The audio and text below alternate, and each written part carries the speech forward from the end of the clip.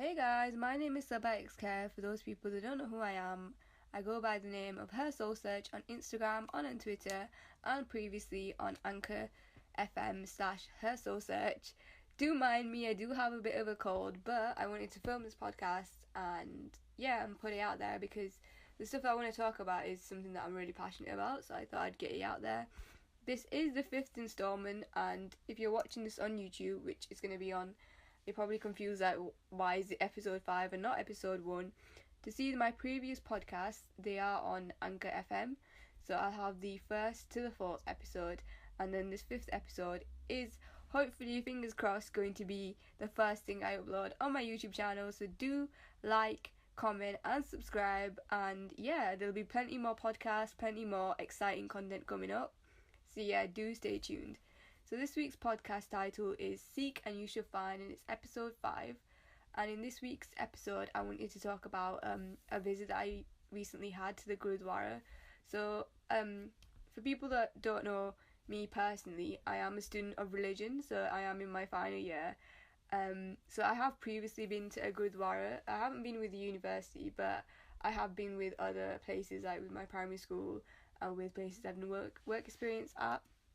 So this was like my 3rd time that I've been to a Gurudwara, but because I'd been invited with my auntie and it was her first time going, I was kind of like her tour guide, and it was kind of cool to go and like try something different and go see a different culture, because for her, she hasn't really been to a Gurudwara before, so it was a new experience.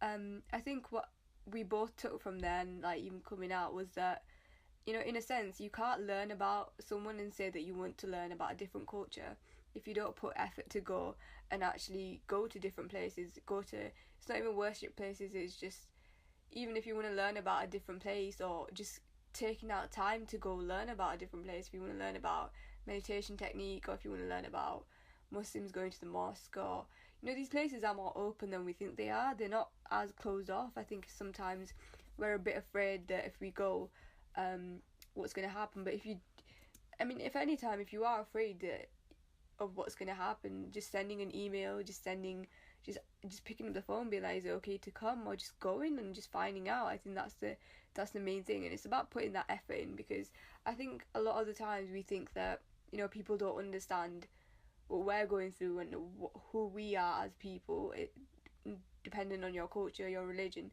That effort has to be two-sided. It's a two-way street. If you want people to understand you and your culture and your religion, or the group of people that you surround yourself with, you have to make an effort to understand other people, and you can only do that by actually going out of your comfort zone and putting in that effort and showing people, you know what, I'm taking time out to get to know you.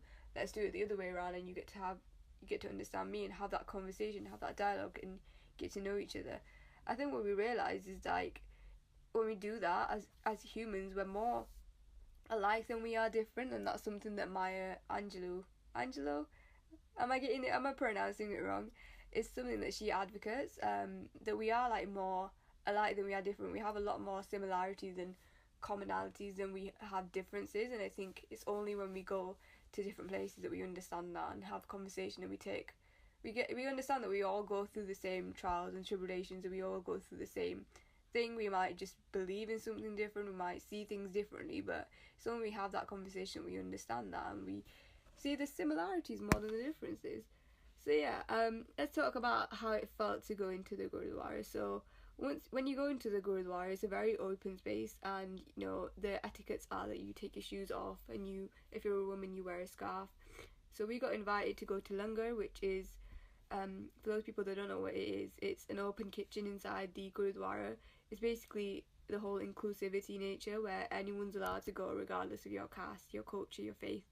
You can go there any time of the day and have a meal together, but there is a certain like ruling that you need to help out as well. Like, that's called Seva, like helping.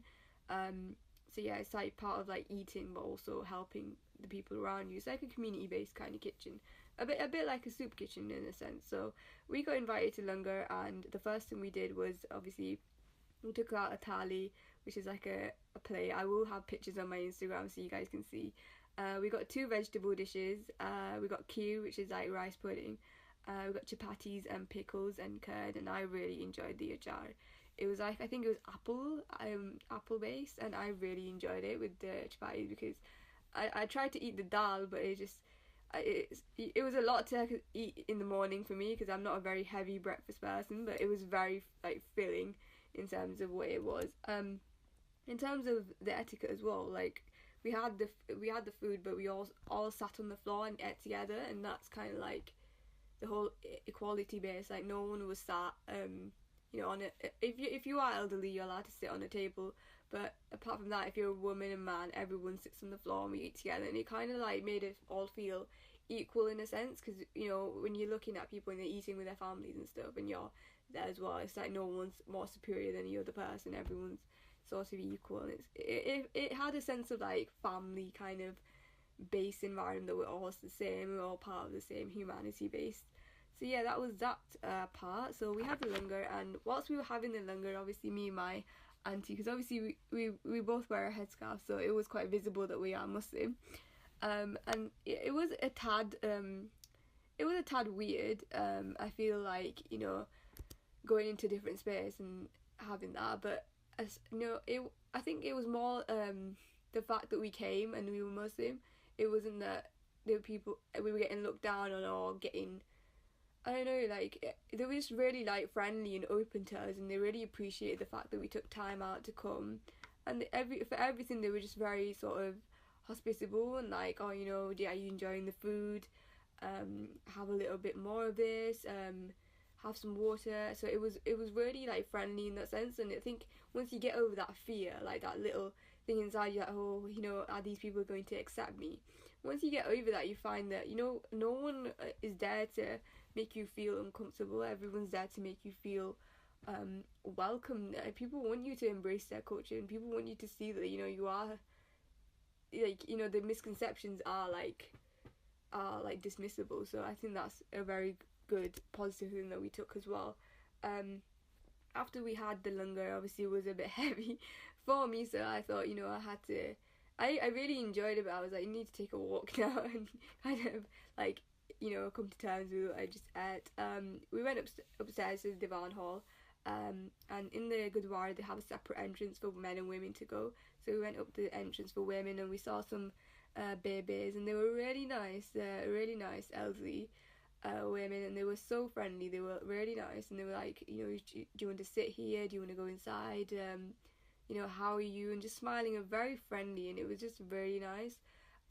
Like my auntie sat with the baby as well, so I went inside to the Divan Hall, because I'm a bit more familiar with that base, so I went inside, and I didn't bow down, not out of disrespect, but because in Islam we're not allowed to bow down to anyone but Allah, and that was something that I did explain, and they did understand. They were like, we do understand that that's something you won't be able to do. But I said, as a mark of respect, we did put money in the donation box, because at the end of the day, I feel like the place in the Gurudwara is open to anyone, and the money does go towards anyone that wants to go to the Gurudwara and wants to needs that sanctuary, that space. And I think that's such a worthwhile place to invest in. It doesn't matter where you put money in, as long as the institution that you put in the money in is actually taking that money and putting it to good use. So we did put money in. I did put money into the box. I'm not gonna say how much, because that's between me. It's between me, my auntie, and God. But yeah. Anyway, instead of bowing down, I said, what? I saw a Baba next to the Guru Granth Sahib, and he was giving out prasad, and I saw everybody like going down and opening their arms and taking up the prasad. So I thought, that's a really nice thing, and I thought, what, it's a good thing. So I put my hand out, and he told me to cup my hands together. So I cupped them together and placed them, and then he put prasad in my hands, and I just asked him, what's inside, and he's like, is it okay for you to eat it? I was like, it's completely fine, because it's only flour, sugar, and water. So it's kind of like in the Asian culture, it's kind of like halwa, like a semolina kind of pudding. So I took that, and I walked out, and I just felt really nice. Like, I had such a nice day as well, and even when we went outside, everyone was like really smiling and really happy and welcoming towards us. And even my auntie, when she came out, she said, I was a bit like apprehensive about visiting a different place. But after I went there, I realised, you know what, she's like, we're not as different as we think we are. We're actually a lot more similar. And she's like, we got really respected there, and we got really valued, and it was a very nice cause, because we went for someone's like the LANGAR was held because of someone's like mother's death anniversary. So it was a very sort of, I don't know, just paying homage to someone else, and the fact that they went out of their way to host a LANGAR for their mum as well. It's a very, I don't know, it just, I remember saying to him, I was like, I hope your mum goes to Jenna, and he really, even though it's like a different context, he really appreciated the fact that we wanted good, and that we went to pay homage as well. So that's all of my that's all of what I wanted to say, because I really enjoyed my visits to the Gurudwara. I will have pictures on my Instagram, so do check it out. I'm sorry for my voice, I am going through a bit of a cold, but I did want to get the message out there that regardless of whoever we are, the basic thing that we have in common is humanity. And in Sikhism they have the tenet that there is no Hindu, there is no Muslim. The labels of religion are irrelevant. It's more your relationship with God and your relationship with other people. And the podcast, I've titled it as Seek and You Should Find. Go out there, and if you want to learn about people, go out there and you'll find that people are really open for you to learn about them and for you to get to know them. It's about putting in that effort, I think, both sides, and that's what I wanted to get out there. Even though I'm full of cold, I thought, it's a good message to put out there, and I think everyone will appreciate it. So I hope everyone's having an amazing day. I'll be having an amazing week. Do make sure you subscribe, like, and comment to my YouTube channel. There'll be a lot more content. Hopefully in the next podcast I'll be a little bit more well as well, so do send me your well wishes. See you in the next one. Sabbahxkhair signing out.